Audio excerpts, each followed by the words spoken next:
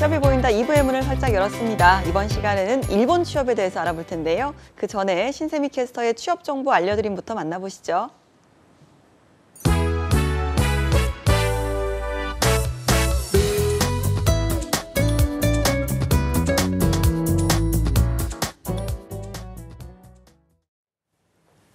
네, 취업 정보 알려드림의 신샘입니다. 오늘의 공기업 및 공공기관 채용 소식입니다. 먼저 한국순환자원 유통지원센터에서는 신입 직원을 모집하고 있습니다. 학사학위 이상을 취득한 분들 가운데 토익이 700점, 탭스가 605점 이상인 분들이 지원 가능하고요. 모집 기간은 3월 21일 오후 6시까지입니다. 다음으로는 한국산업기술시험원 채용 소식인데요. 한국산업기술시험원에서는 신재생에너지기술센터에 계약직 사원을 모집하고 있습니다. 대학 졸업 이상이면 지원할 수 있고요. 경력은 무관하지만 유관 업무 경험자를 우대하고 있습니다. 지원서는 3월 21일 오후 6시까지입니다. 한국예탁결제원에서는 체험형 청년 인턴을 모집하고 있습니다. 성별과 학력, 전공, 어학 성적에 제한은 없고요. 만 19세 이상, 34세 이하인 분들이 지원 가능합니다. 지원서 마감은 3월 21일 오후 6시까지입니다. 마지막으로 한국원자력의학원에서는 시설팀과 방사선 의약품 생산팀 등의 분야에서 무기계약직 사원을 모집하고 있는데요. 대학 졸업 또는 이와 동등 이상 자격을 소지한 분들이 지원 가능하고요. 경력은 무관하지만 관련 분야에서 자격증을 소지할 경우 우대하고 있습니다. 모집 기간은 3월 23일 오후 5시까지입니다. 이상으로 취업 정보 알려드림의 신샘이었습니다.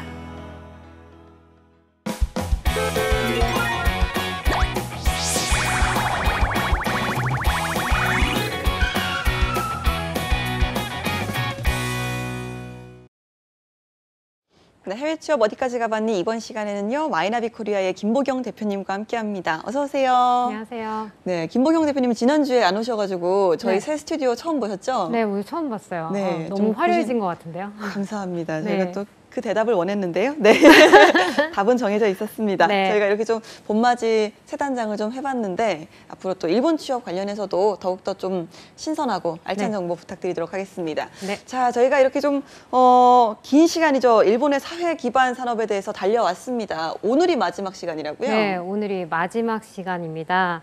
네, 제가 여태까지 일본 산업에 대해서 말씀드렸었는데 오늘 마지막으로 한번 정리해 보겠습니다. 네. 일본 산업은 제조, 서비스, 유통, 금융, 사회 기반으로요. 크게 나누면 5가지로 나눌 수 있고요. 지난 시간에는 이 사회 기반업 가운데에서도 에너지 분야에 대해서 자세하게 알아봤었습니다. 네. 오늘은 일본의 교통, 운수 산업에 대해서 알아볼 텐데요. 이 교통, 운수 산업을 또 세분화해 보면 4가지로 나눌 수 있습니다. 바로 항공과 그리고 철도, 해운, 운송 분야입니다. 이 분야의 자세한 취업 소식 오늘 알아보도록 하겠습니다. 알겠습니다. 사실 이 소식 기다린 분들 많으셨을 것 같아요. 좀 네. 특히나 좀 여성분들 중에 일본의 항공사 취업 준비하시는 분들 많은 걸로 알고 있는데, 자, 일본도 이 분야에 대해서 좀 선호도가 높은지 일단 이 부분도 궁금하네요. 네, 일본 역시도 그렇습니다. 그 일본 대학의 취업센터 담당자들이요, 이 학생들에게 추천하는 기업 랭킹을 한번 보면요.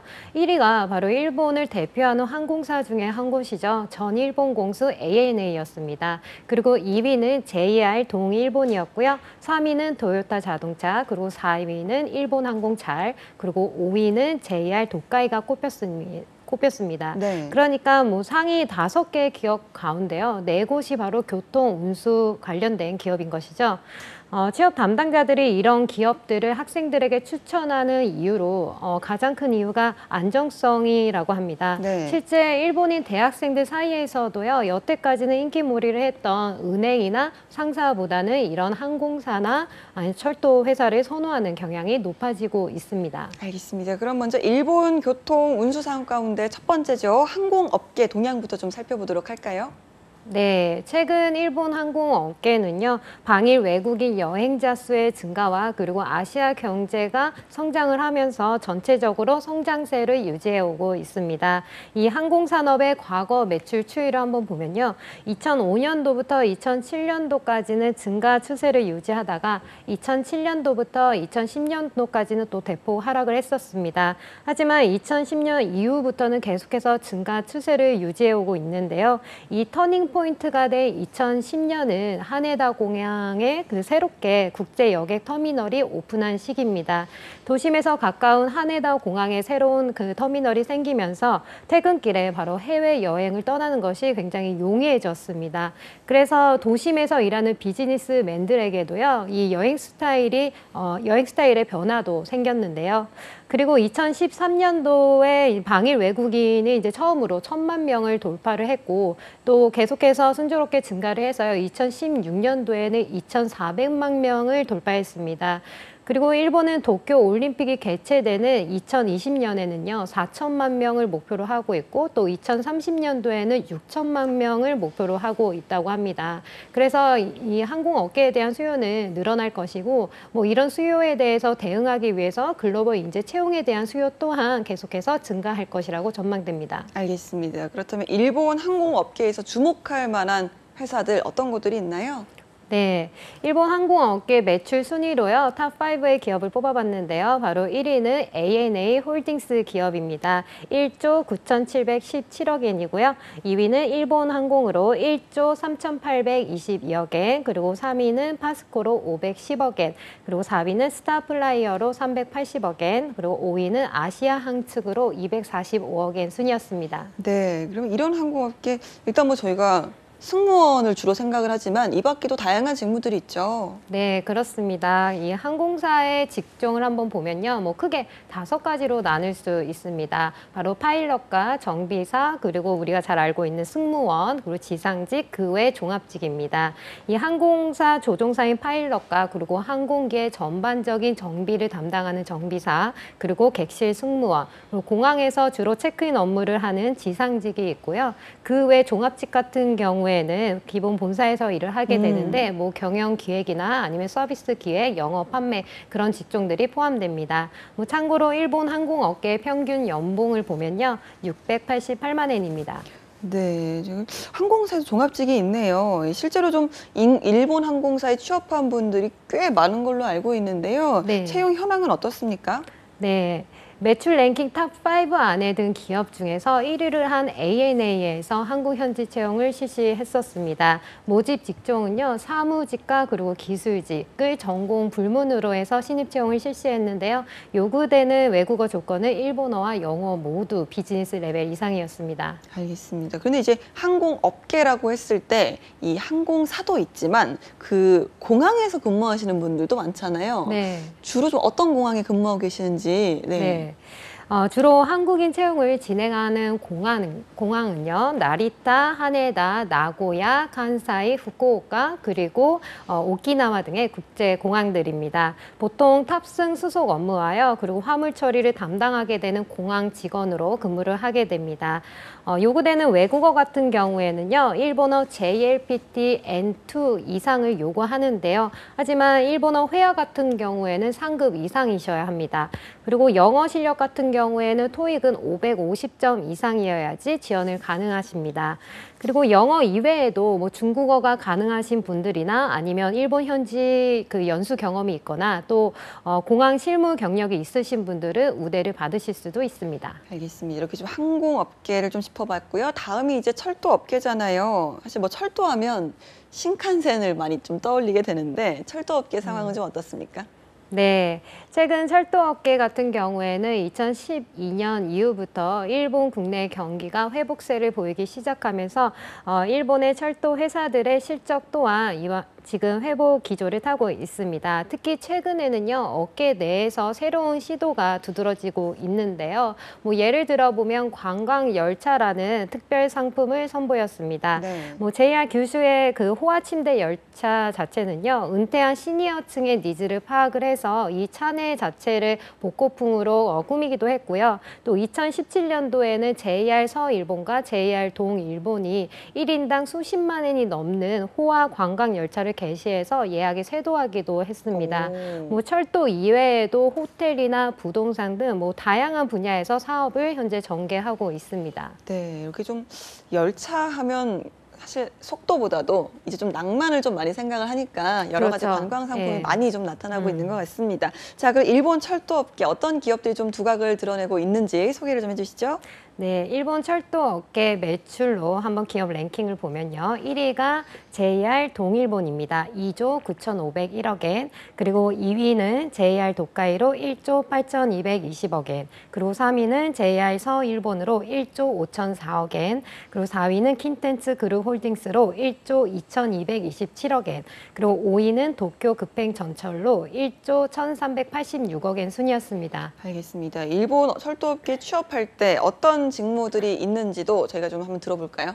네, 경영, 기획, 뭐 인사, 재무 등이 포함이 되는 사무직이 있고요. 그리고 정비직 등 다양한 직무가 존재를 합니다. 특히나 서비스 개발직 같은 직무는요, 철도 이용자의 특징들을 분석을 해서 보다 쾌적한 서비스를 제공합니다.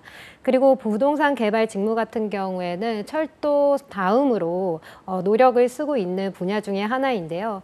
업무 자체는 그 철도 연선의 토지나 아파트, 뭐 분양, 그리고 주택 개발 등의 다양한 부분까지 담당을 하게 됩니다.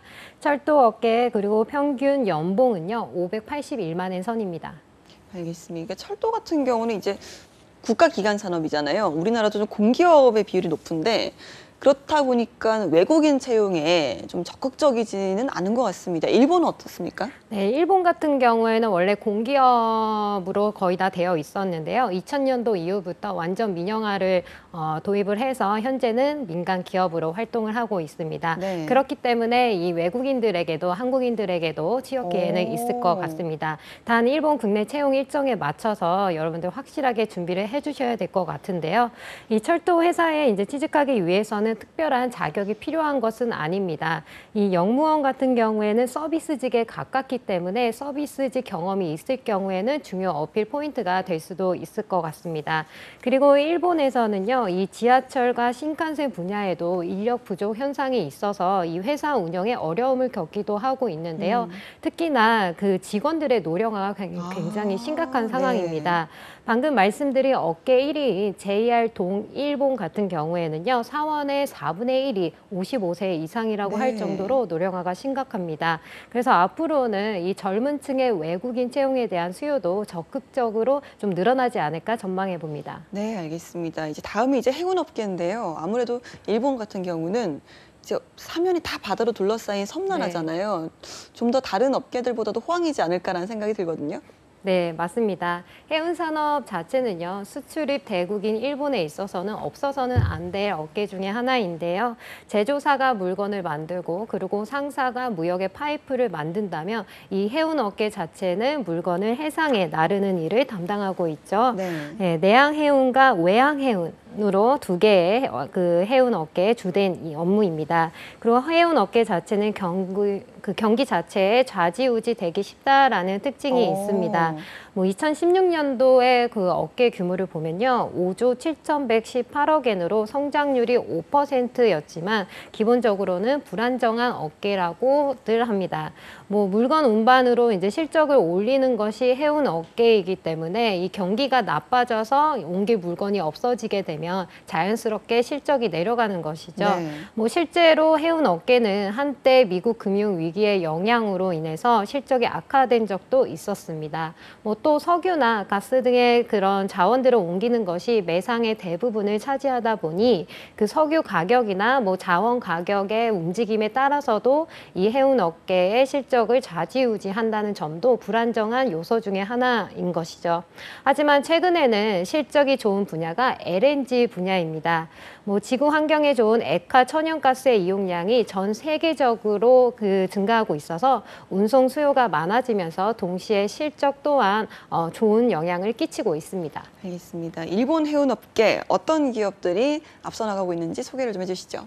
네, 탑5의 기업들을 알아봤는데요. 먼저 1위가 일본 유센입니다. 2조 1,832억 엔이고요. 그리고 2위는 미쓰이 OSK 라인스로 1조 6,523억 엔, 3위가 가와사키 선으로 1조 1,620억 엔, 그리고 4위는 NS 유나이티드 해운으로 1,390억 엔, 그리고 5위는 이노 해운으로 813억 엔 순이었습니다. 알겠습니다. 자, 그럼 해운업계에는 또 어떤 직무들이 있는지 소개를 좀 해주시죠. 네, 해운 업계의 직무는요, 크게 두 가지로 나눌 수 있겠는데요. 육상직과 그리고 해상직이 있습니다.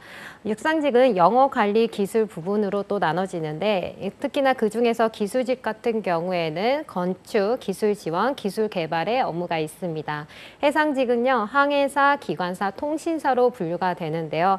최근에는 운항이 자동화돼서 예전과 비교했을 때는 보다는 항해사나 기관사의 수요가 감소하고 있습니다.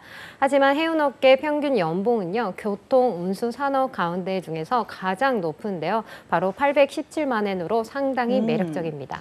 야, 오늘 나온 업계들 중에서는 가장 좀 가장 높은 높죠. 연봉이 아닌가라는 생각이 듭니다. 자, 일본 해운업계 한국인 채용은 많이 좀 열어두고 있을까요? 네, 그 업계 5위 내에서는 한국 현지 채용이 이뤄지지 않았는데요. 소규모의 해운 회사 같은 경우에는 채용을 하기도 합니다. 해운 회사에서는 직종이 다양하기 때문에 그 직종에 따라서 필요한 자격이나 스킬 이런 것들이 매우 다릅니다. 뭐 예를 들어 보면요, 해상직에는 전문성을 매우 요구를 하는데요. 이 해상직에 취직하기 위해서는 그 소정의 교육이나 승선 훈련을 받고 상급 해기사 항해 또는 기관의 자격증을 취득하는 것이 도움이 됩니다. 그리고 글로벌 비즈니스를 전개하는 해운 회사 같은 경우에는요, 어학 실력 또한 요구가 되는데요. 뭐 배정받는 부서에 따라서 다를 수 있으나 뭐 영어로 그 이메일을 쓴다든지 아니면 전화를 하거나 문서를 쓰고 있는 경우가 있기 때문에 여러분들이 이 분야를 준비를 하실 경우에는 일본어와 영어는 필수 사항입니다. 알겠습니다. 이렇게 좀 마지막이네요. 일본의 운송 산업 어떻습니까? 네, 정말 마지막입니다. 운송 산업은요, 일반적으로 주로 트럭을 이용을 해서 화물을 운송하는 업무를 하죠. 최근에는 아마존 재팬이나 아니면 라쿠텐 등의 그런 인터넷 쇼핑몰 자체가 굉장히 큰 성장을 하면서 택배 취급 수량도 증가하고 있어서 매우 이 업계 자체의 전망은 밝습니다.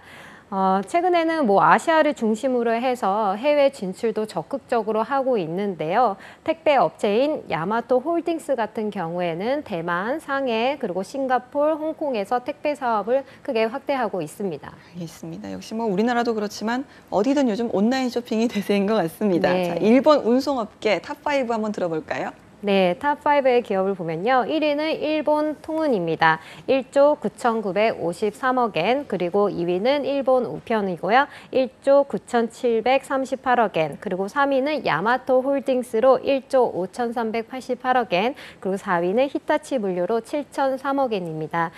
마지막으로 5위는요. 세이노 홀딩스로 5,961억 엔 순이었습니다. 알겠습니다. 그리고 또 운송업계에서는 또 어떤 직무들이 있는지도 한번 알아볼까요? 네, 법인 영업과 그리고 관리직 택배 직원이 있고 그리고 기타 업계에서도 있었던 경영 기획이나 인사 재무 등의 그런 사무직들이 있습니다. 법인 영업 같은 경우에는요, 법인을 중심으로 해서 새로운 물류 솔루션을 제공합니다. 뭐 신규 고객 개척과 그리고 기존 고객에 대한 지원을 중심으로 해서 고객 요구 사항과 그리고 문제점들을 잘 들어서 해결책을 제시를 하죠. 그리고 관리직 같은 경우에는 상품을 이제 입고부터 출고까지 전반적인 업무를 관리하게 되는데요. 이 관리뿐만이 아니고 고객 요청에 따라서는 배송 준비와 그리고 인력 등의 대행 업무도 수행합니다. 알겠습니다. 이렇게 좀 교통 운수 산업까지 일본 기간 산업 전반에 대해 좀 훑어봤는데요. 이번에는 코너 속의 코너입니다. 일본 생활의 꿀팁. 오늘은 좀 어떤 내용일까요? 네, 그 전에요. 조소연 아나운서는 좋아하시는 네. 역사적인 인물이 있으실까요? 아, 인물이요. 네. 위인들. 네, 위인들. 저 같은 네. 경우는 외국어를 공부하면 할수록 세종대왕님을 사랑하지 않을 네. 수가 없습니다. 네. 이렇게 편하게 만들어주셔서 얼마나 그렇죠. 감사한지 몰라요. 그렇죠. 갑자기 여쭤보셨을 때는 이유가 있겠죠? 네, 그렇습니다. 저는 개인적으로는 신사임당을 좀 좋아하는데요. 네. 뭐 특히나 이 황금색 종이에 신사임당이 그려져 있는 5만 이 원권. 5만 원권을 네. 보면 보기만으로도 굉장히 기분이 좋아집니다. 그렇죠. 그런 의미로 오늘은 일본의 화폐에 대해서 알아보도록 하겠습니다. 알겠습니다. 우리나라 같은 경우는 뭐 말씀하셨지만 이 위인들을 이제 화폐에다가 이렇게 함께 넣어서 인쇄를 하잖아요. 일본은 어떻습니까? 네, 일본에서는 이제 지폐 인물을 고르는 기준이 있는데요.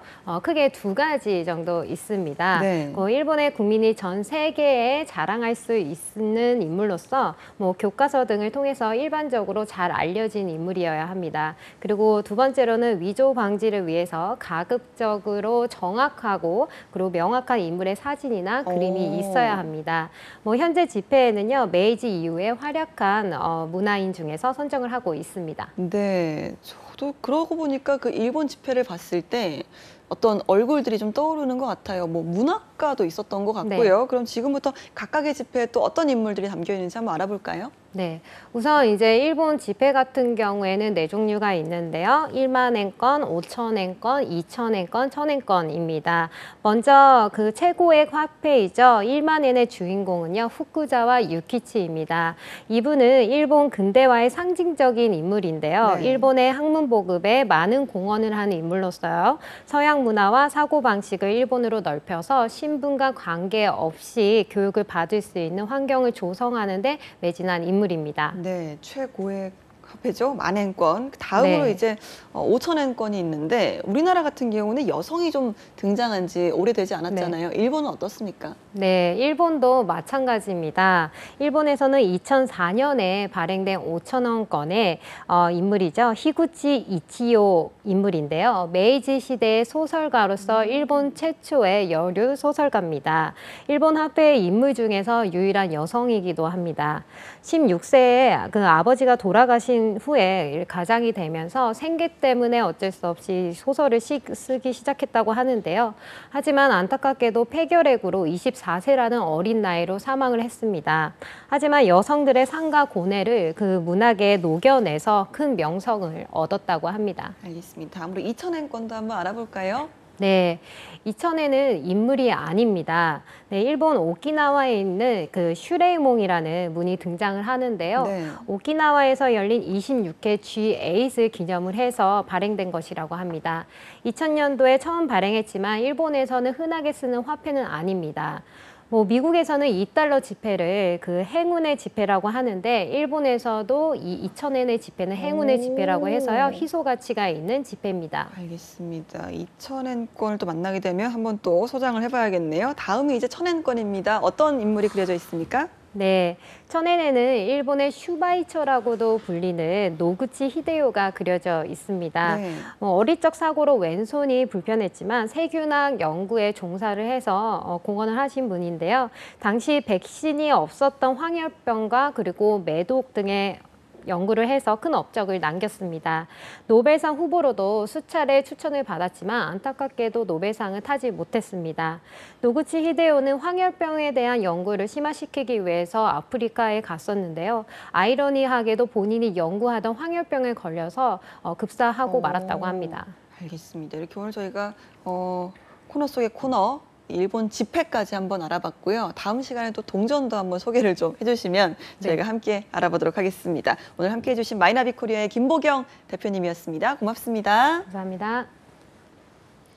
네, 취업이 보인다. 오늘 준비한 내용은 여기까지입니다. 저희는 내일 오전 11시에 다시 돌아오도록 하겠습니다. 여러분 고맙습니다.